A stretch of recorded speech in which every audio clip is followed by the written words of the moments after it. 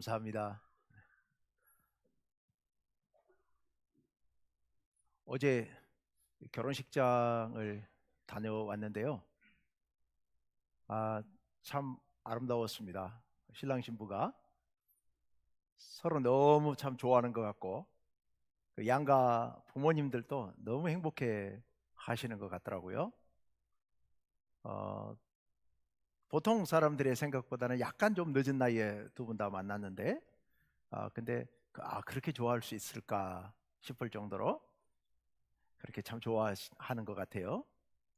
이제 두 사람이 이렇게 만나서 한 가정을 이루었으니까 이제 행복하게 잘 살겠죠. 그런데 정말 행복하게 살려면 서로 많이 노력해야 되겠죠. 저절로 행복해지는 것은 아니니까요. 여기 결혼하신 분들은 아마 다 아실 거예요.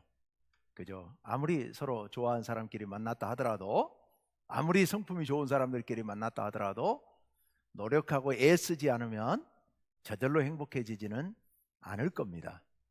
왜냐하면 둘이 너무 다를 거예요. 그렇죠? 막상 같이 살다 보면 거의 30년 넘게 40년 넘게 따로따로 살아왔잖아요. 전혀 다른 가정 환경에서 성장했고 성격도 전혀 다르고 문화도 다르고 생활 습관도 많이 달라서 사소한 것 한 가지 한 가지가 서로 다르다 보니까 같이 살려면 그래도 어느 정도는 맞춰야 되잖아요. 아무리 이해한다 하더라도 너무 안 맞으면 불편하잖아요. 그러니 서로 어느 정도 맞춰야 됩니다. 다 맞추지는 못하더라도 그래도 봐주고 넘어갈 만큼 이해할 정도는 돼야 되는 거지요. 참 쉽지 않은 겁니다, 이게.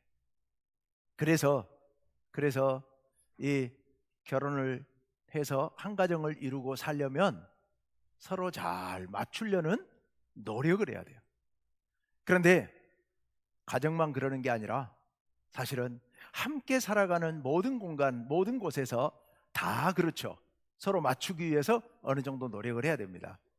저하고 여러분도 목회자와 또 성도로서 만나서 사실은 서로 맞추는 기간도 필요하고 맞추는 노력도 또 계속해서 이루어져야 됩니다. 또 여러분끼리도 한 성도들끼리 한 교회 안에서 만났지만 서로 안 맞는 부분도 있으니까 언제나 서로 맞추기 위해서 어느 정도 노력하고 힘쓰지 않으면 이 교회 공동체도 정상적으로 잘 유지되기가 쉽지는 않습니다. 그래서 가정이든 교회든 아니면 직장도 그렇고 뭐 친구 모임도 그렇고 어느 모임이든 서로에게 조금씩은 양보하면서 이해하고 서로 맞추려고 노력할 필요가 있습니다. 자, 그런데요. 지난주일 설교에서 우리가 주님 맞을 준비를 하자라는 말씀을 드렸습니다. 주님 맞을 준비를 해야 된다. 왜 우리가 주님 맞을 준비를 해야 되는가? 우리가 주님 맞을 준비를 한다고 하는 것은 예수님 오실 때, 주님 재림하실 때 우리가 주님을 맞이해서 그 다음에 뭘 할 건데요? 하나님 나라에서 영원히 살 거란 말입니다. 하나님 나라의 삶을 살 거예요. 지금까지와는 전혀 다른 삶을 살 겁니다. 그러니 우리는 지금 여기서 준비해야 됩니다. 주님 맞을 준비를 해야 돼요.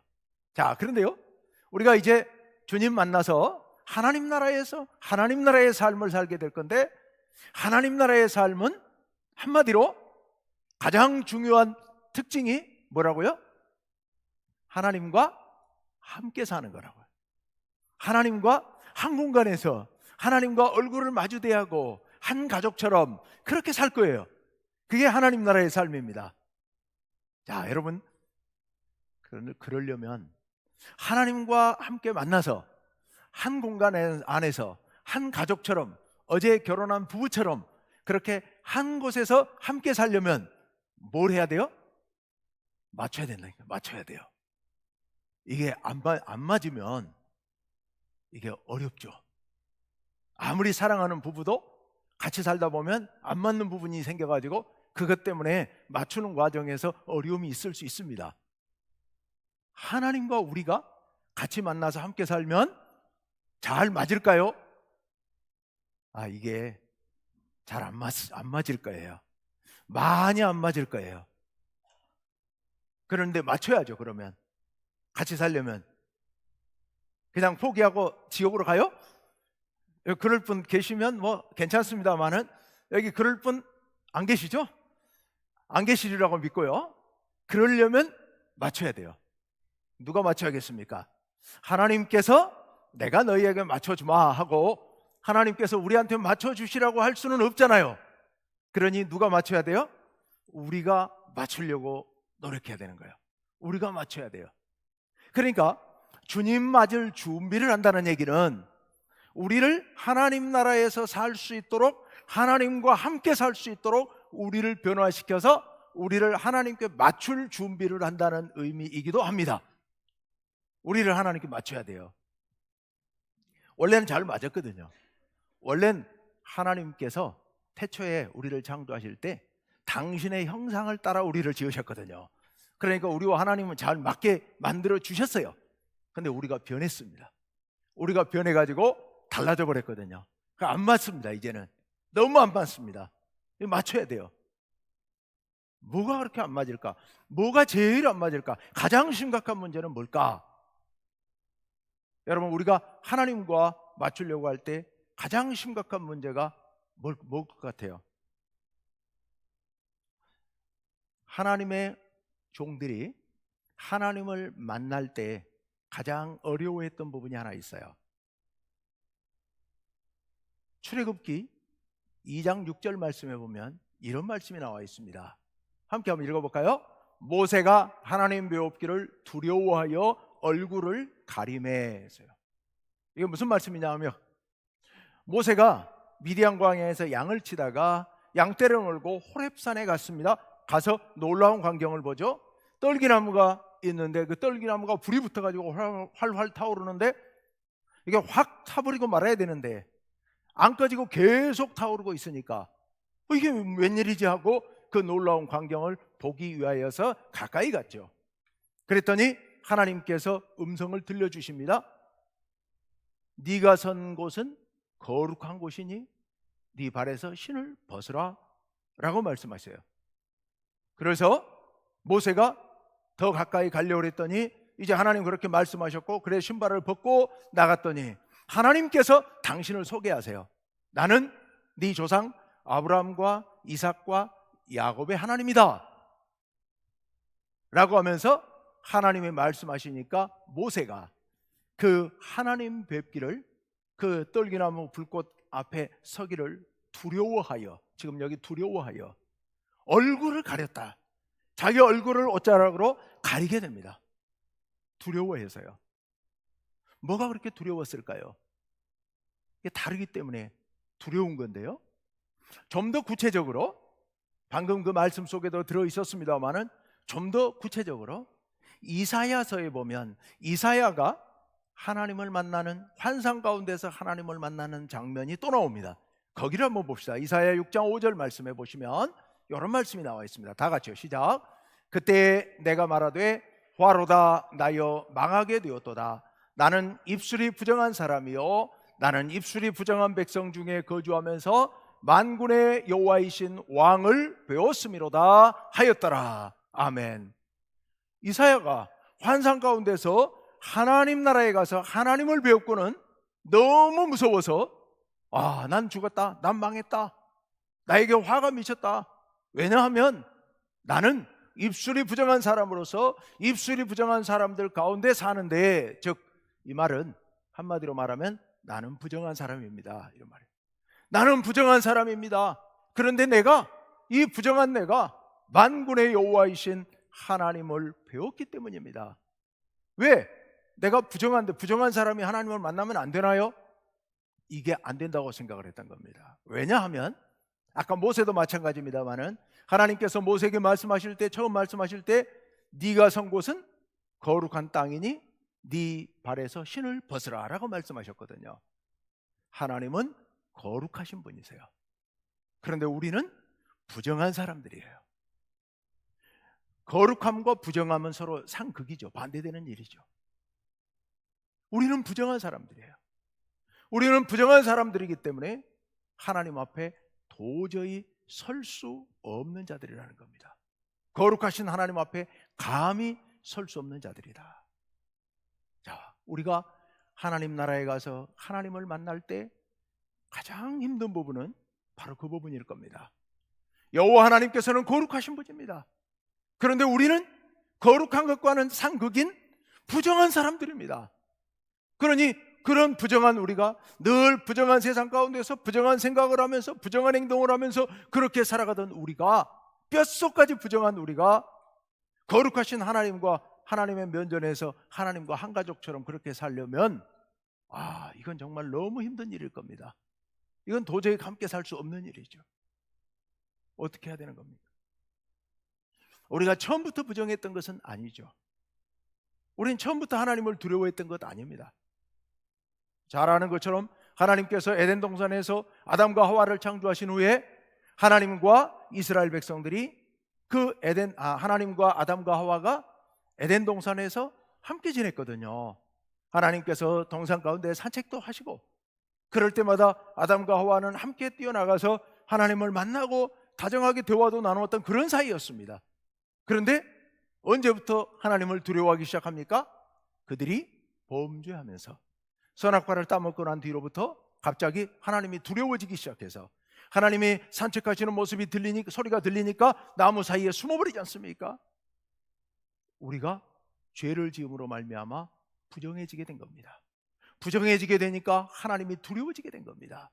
그래서 하나님께서 선악과를 따먹은 그들을 징벌하시면서 그들을 에덴 동산에서 쫓아내시죠. 하나님으로부터 멀어져 간 겁니다. 하나님으로부터 쫓겨나서 멀어지면서 그들이 점점 더 타락해 가기 시작하죠. 그래서 창세기 4장에 가면 가인이 아벨을 죽이고, 또 4장 끝부분에 가면 라멕이 이웃에 있는 청년을 죽여버리는, 그리고 6장에 가면 사람이 생각하고 계획하는 것이 악할 뿐이었더라. 온 세상 사람들이 다 오로지 죄악만을 생각하고 죄악만을 행하는 이런 죄악된 세상으로 변해버리고 만 겁니다. 그래서 하나님께서 노아를 통하여서 온 세상을 심판하시고 노아의 가족을 통해 새로운 세상을 창조하시려고 했던 거죠. 하지만 그들 역시도 크게 다르지 않았고, 나중에 아브라함을 선택하시고 그 아브라함의 후손 이스라엘 백성들을 선택하셔서 그들에게 율법을 주시고 하나님께서 거룩하게 살도록 하셨죠. 레위기 19장에 보면 하나님께서 거룩하라고 말씀하십니다. 왜요? 너희 하나님 나 여호와가 거룩하기 때문이다. 내가 거룩하니 너희도 거룩하라. 하나님께서 이 거룩 성결법전에서, 레위기 19장 이하에 나와 있는 성결법전에서 계속해서 거룩하라. 왜냐하면 내가 거룩하니까 너희도 거룩해야 된다라고 말씀하십니다. 그런데 그들이 정말로 거룩하게 삽니까? 못하잖아요. 거룩하게 살기 위해서 발버둥을 쳤습니다마는 예수님께서 이 땅에 오셔서 보니까 그 가운데 유대인들, 율법학자들, 바리새인들, 율법을 지키려고 발버둥 쳤던 그들이 예수님 보시기에는 회칠한 무덤으로 보였다는 겁니다. 겉은 하얗게 회칠을 해놨는데 속에는 시신이 썩어서 구더기가 들끓는 그런 더러운 냄새가 나는 더러운 곳 돼버리고 말았다는 겁니다. 누가 그렇다는? 우리가요. 우리의 마음이 그렇다는 얘기예요. 우리 인간적인 힘으로 율법을 지켜보려고 거룩하게 살아보려고 애를 쓴 그들이 결국 조금도 거룩해지지 못하고 오히려 더 이중적으로 겉만 거룩한 척하고 속은 더 더러워지는 이런 모순에 빠지게 된 겁니다. 이런 문제에 빠지게 된 겁니다. 그래서 하나님께서 독생자 예수 그리스도, 거룩하신 하나님의 아들을 우리를 위해 보내셨잖아요. 우리를 위해 보내셨고 우리를 위해 십자가에 달려서 돌아가시죠. 십자가의 보혈을 흘려주시면서 우리를 정결케 하실 뿐만 아니라 우리로 하여금 주님의 십자가를 본받아 그렇게 살도록, 거룩하게 살도록 우리에게 말씀하신 겁니다. 여러분, 우리는 주님의 십자가를 본받아 거룩하게 살아야 됩니다. 예전에는 그렇게 살지 못했죠. 왜냐하면 내가 십자가와 같은 그런 희생을 한다고 하는 것은 내가 죽어 없어지는 것이니까 도저히 그렇게 할 수가 없었습니다. 그러나 예수님께서 우리에게 그렇지 않음을 알려주신 거죠. 십자가에서 죽지만, 죽어 없어지는 것 같지만, 그러나 다시 부활해서 영광스러운 모습으로 부활해서 하나님 나라의 영광에 들어가는 모습을 우리에게 보여주신 겁니다. 우리가 예수님을 닮아서 십자가를 짊어지고 나를 희생하고 내가 저렇게 죽어 없어져도 하나님께서 우리를 다시 살리셔서 우리에게 영광을 주실 것을 거룩한 모습으로 다시 부활하여 하나님의 나라에 들어갈 수 있음을 우리들에게 가르쳐 주셨기 때문에 이제 우리는 두려움 없이 십자가의 삶을 살아야 되는 겁니다. 예수님께서 십자가에서 보여주신 그런 삶을 살아야 되는 겁니다. 이게 거룩한 삶입니다. 여러분, 예수님께서 우리를 위해 십자가에 피 흘려 주심으로 말미암아 우리의 모든 죄를 씻고 우리를 정결하게 해주셨지만, 그럼에도 불구하고 하나님께서 원하시는 것은 우리가 그렇게 정결해지는 것뿐만 아니라 우리가 우리의 삶까지도, 우리의 생활까지도, 우리의 몸까지도 거룩해지기를 하나님께서는 원하고 계십니다. 데살로니가 전서 오늘 말씀을 보았는데요, 데살로니가 전서를 보면 크게 데살로니가 전서는 두 부분으로 나눠져 있습니다. 1, 2, 3장 부분과 4, 5장 이 두 파트로 나눠져 있는데요, 그런데 두 파트가 끝날 때마다 기도로 끝납니다. 1, 2, 3장이 끝날 때는 3장 13절에 기도가 나오고 4, 5장이 끝날 때는 오늘 읽었던 5장 23절 4절에 기도가 나옵니다. 그 기도 내용만 잠깐 좀 봅시다. 3장 13절 하반절에 이런 말씀이 나옵니다. 우리 다 함께 읽습니다. 시작. 우리 주 예수께서 그의 모든 성도와 함께 강림하실 때에 하나님 우리 아버지 앞에서 거룩함에 흠이 없게 하시기를 원하노라. 아멘. 언제요? 예수께서 강림하실 때에 너희들이 아버지 앞에서 뭐에 흠이 없게 하시기를? 거룩함에 흠이 없게 하시기를 원하노라. 예. 지금 뭘 기도하고 있느냐? 하나님께서, 예수님께서 재림하시고 우리가 하나님 나라에 갈 때 우리 성도들이, 데살로니가 교회의 성도들이 거룩한 삶에 있어서, 거룩함에 있어서 조금 더 흠이 없도록 해주시기를 간절히 기도한다. 너희들을 위해 내가 날마다 이렇게 기도하고 있다 라고 데살로니가 교회를 위해서 지금 기도하고 있노라고 얘기하고 있습니다. 거룩함에 흠이 없게 되기를 교회 성도들이 이렇게 기도하고 있는 거죠. 또 5장 23절에 보면 이런 말씀이 기록되어 있습니다. 23절 상반절에 다 함께요. 평강의 하나님이 친히 너희를 온전히 거룩하게 하시고, 예, 하나님께서 너희를 온전히 거룩하게 하시기를, 온전히 거룩하게 하시기를 기도한다. 왜 그렇게 기도합니까? 백성들이, 데살로니가 성도들이 거룩하게 되어야만 하기 때문에요. 거룩하게 되지 않고는 오실 주님을 맞을 준비가 안 되는 거기 때문에요.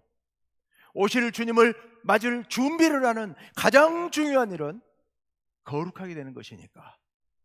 그래서 23절 하반절에 이어서 이렇게 말씀하십니다. 다 함께요. 또 너희 온 영과 혼과 몸이 주 예수 그리스도께서 강림하실 때에 흠 없게 보존되기를 원하노라. 아멘. 여기 흠 없게 보존된다는 것이 바로 거룩하게 되는 거예요. 거룩하게.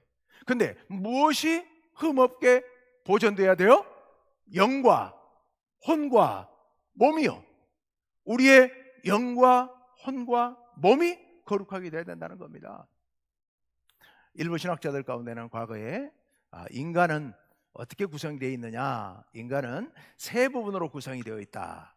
하나는 영, 하나는 혼, 하나는 육, 몸, 이렇게 구성되어 있다. 이런 사람들도 있고, 또 어떤 사람들은 영과 육으로 구분되어 있다라고 이야기한 사람들도 있고, 왜 이런 얘기들이 나오기 시작했냐 하면 복음이 들어가기 전에 원래 그리스 철학에서, 특히 그 플라톤 철학에서 인간을 이분법적으로, 온 세상을 이분법적으로 둘로 딱 나눠버렸거든요.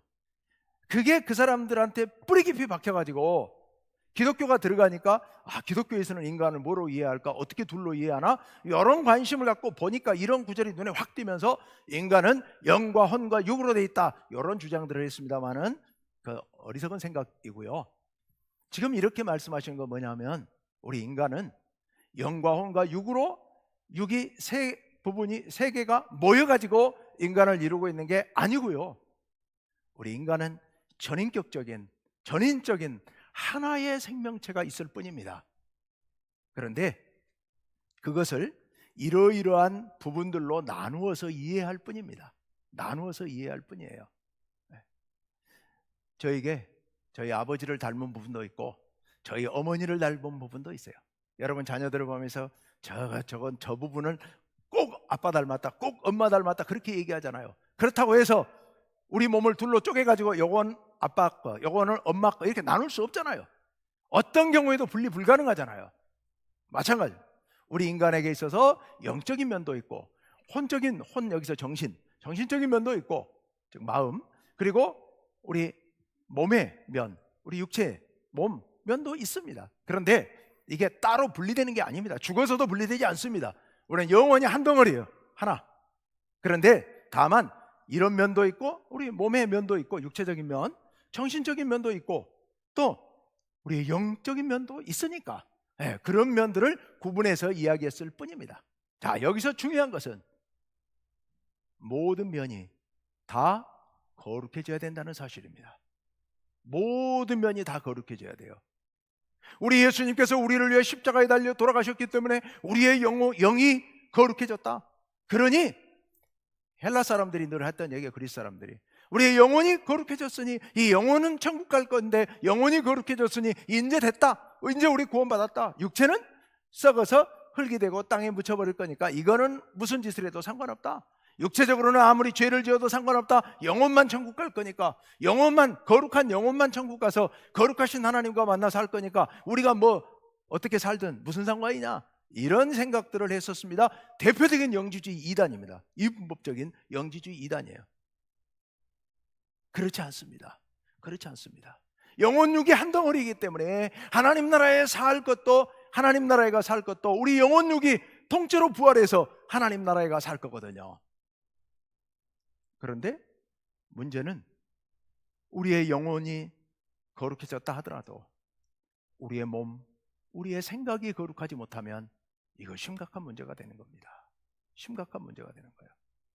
우리의 몸으로 더러운 일들을 행하고 있다면, 거룩하지 못한 일을 행하고 있다면, 우리의 생각으로 죄를 생각하고 탐욕을 부리고 미워하고 자랑하고 교만하고 악을 품는다면 거룩하지 못한 거거든요.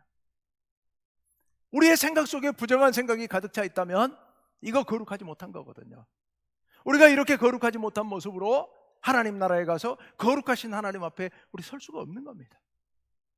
그래서 사도 바울은 이 데살로니가전서 두 부분 중에서 뒷부분에서 집중적으로 우리가 삶 속에서 거룩해져야 함을 강조하고 있는데요, 4장 3절과 7절에서 이렇게 말씀하고 있습니다. 4장 3절 말씀 함께 읽어봅니다. 시작. 하나님의 뜻은 이것이니 너희의 거룩함이라 라고 말씀하고 있고요, 또 7절로 가봅니다. 7절 다 같이 하나님이 우리를 부르심은 부정하게 하심이 아니요 거룩하게 하심이니. 요 사이에 많은 말씀들이 있는데요, 너무 길기 때문에 제가 인용을 하지 않겠습니다만은 이 말씀 속에 나와 있는 게 뭐냐면 우리의 구체적인 생활 속에서 음란한 생각을 버리고 정결하게 살아야 된다. 악한 생각을 버리고 거룩한 생각을 해야 된다. 우리의 몸이 거룩하게 살아야 한다 라고 말씀하고 계시는 겁니다. 우리의 몸도 우리의 생각도 우리의 영혼도 거룩해져야 된다는 말씀이에요. 그런데 이게 결코 쉬운 일이 아니죠. 결코 쉬운 일이 아니에요.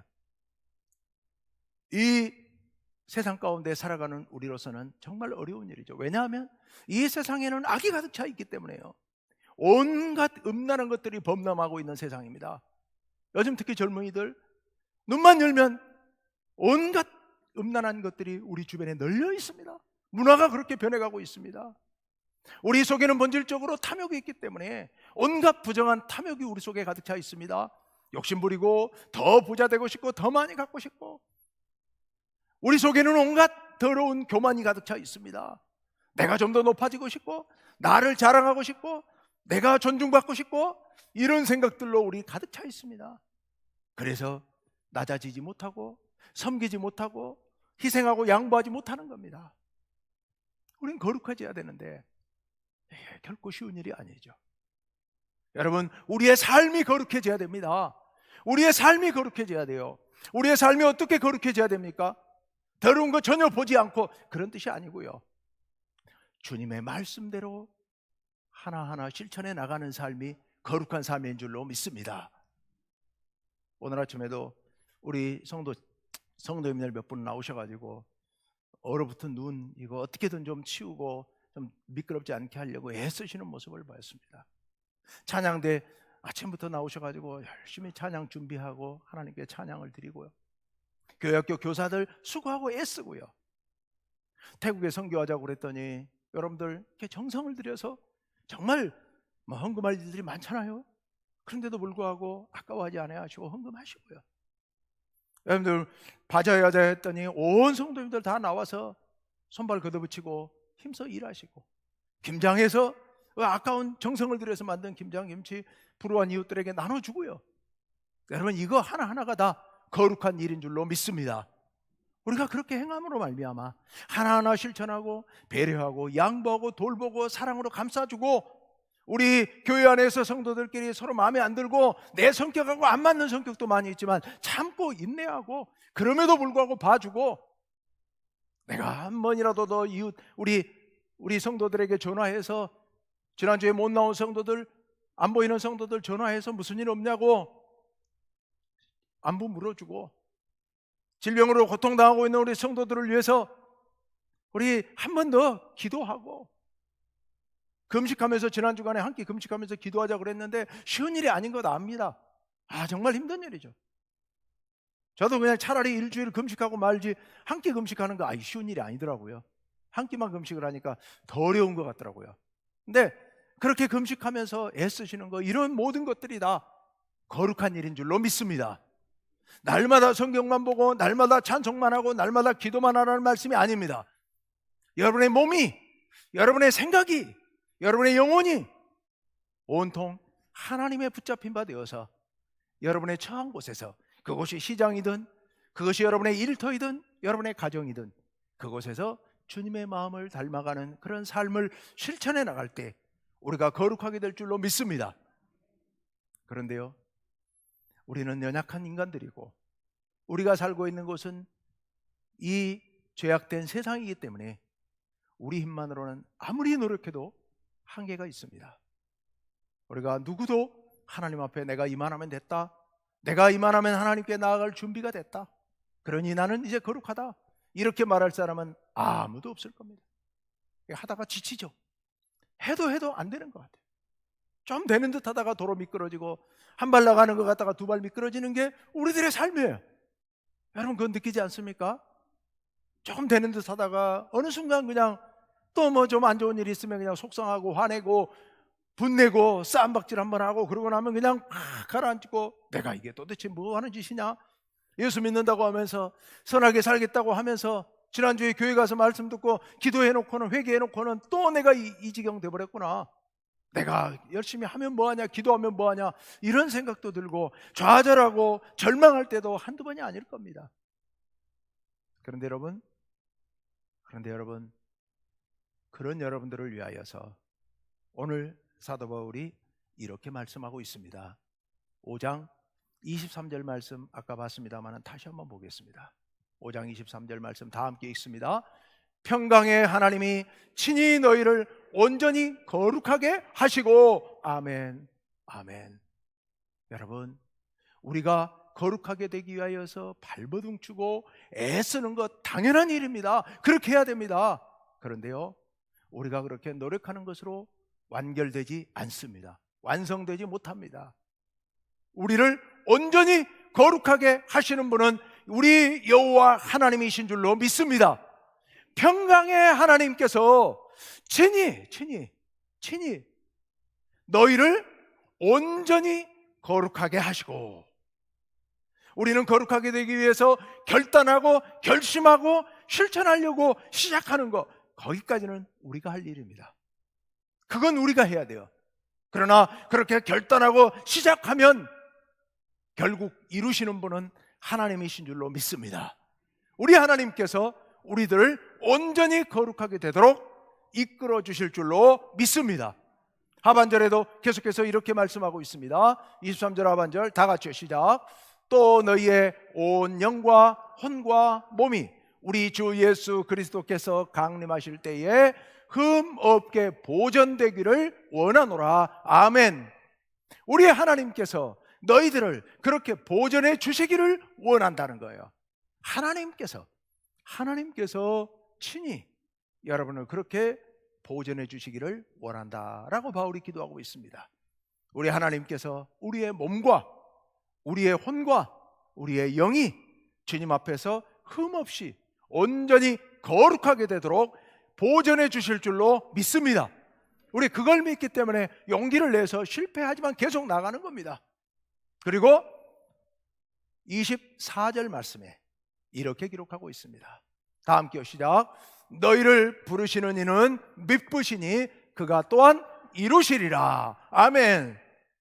여기 이루신다, 무엇을 이루신다는 말씀일까요?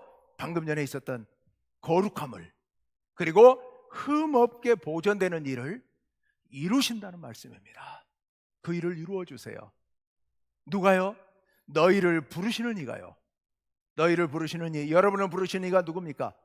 여러분을 전도한 분입니까? 아니면 접니까? 우리 하나님이시죠. 우리 하나님께서 여러분을 선택하시고 여러분을 이 자리 가운데로 오늘 또 부르신 줄로 믿습니다. 그 하나님께서 여러분을 이루어 주실 겁니다. 거룩하게, 흠없이 온전하도록. 왜냐하면 왜요? 이 말씀에 있어요. 왜요? 그는 미쁘시니까.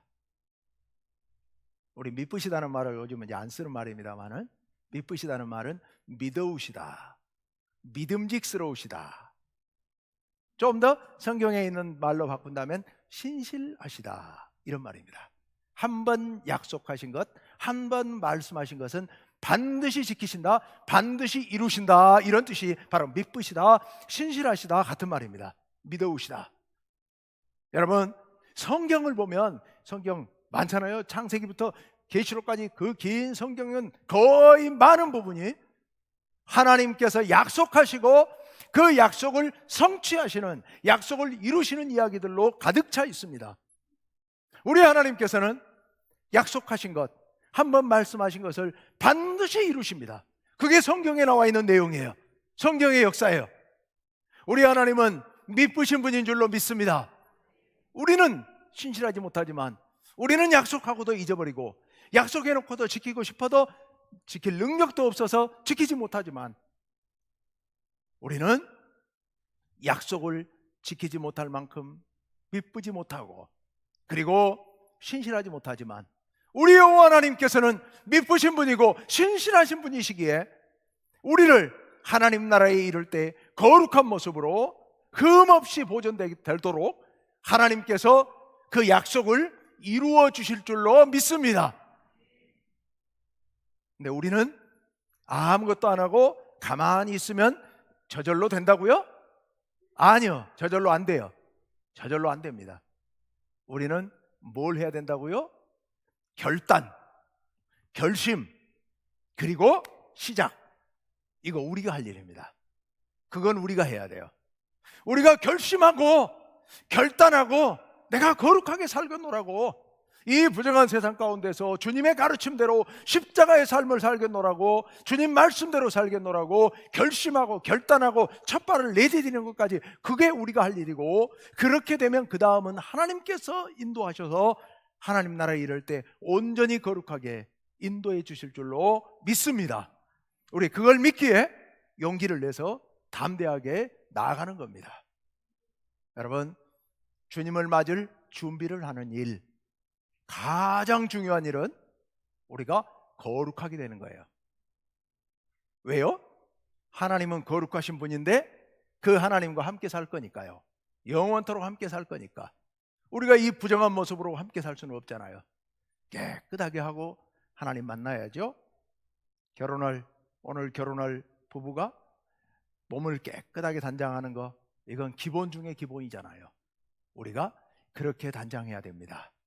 여러분, 거룩하게 되기를 소망하시고 그 일을 위해 결단하시고 시작하시기를 바랍니다. 하나님께서 이루어 주실 줄로 믿습니다. 함께 기도합시다. 하나님 아버지, 주님의 은혜를 감사합니다. 이 부족하고 부정한 죄인들을 하나님께서 택하시고 부르시고 자녀 삼아 주시오니 참으로 감사합니다. 예수님의 십자가의 보혈로 우리의 영혼을 정결하게 하신 줄로 믿습니다. 주여, 이제는 우리가 주님을 닮아 거룩한 삶을 살기로